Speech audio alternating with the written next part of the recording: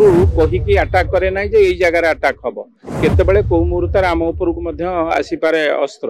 आज आम एक पवित्र दिन पंडित रघुनाथ मुर्मूंकर 120तम जयंती।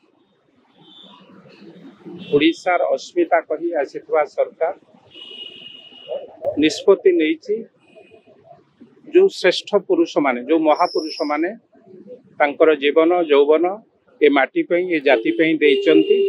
तांकर जन्म जयंती की केवल राजधानी रे नुहे तांको जन्म स्थान रे तांको गाँ रे तांको शहर रे पालन करिवा पई एवं सेथिपई आज राज्यर मुख्यमंत्री तांको गाँ को बा जन्म माटी की जाइचंती। एभली पवित्र दिन रे तांकर जन्म जयंती पालन करिया। आज तांकर जो भाषा लिपि तार 100 वर्ष पूर्ति।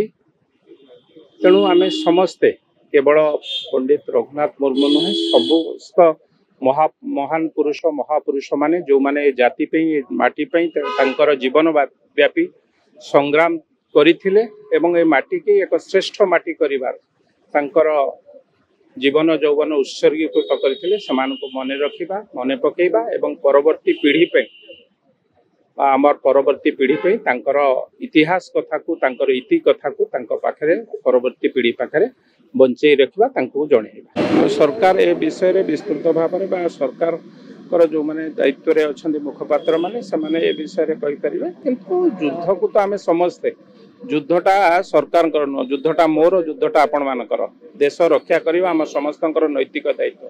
युद्ध बेले युद्ध जतबेले लागिला जानिया आमे निजे घरे रही कि मध्य सतर्क रहिबा उचित। कारण शत्रु कहीकि आटाक करे ना जे जगार आटाक हम केतबेले कौ मुहूर्त आम उपरक आसीपे अस्त्र।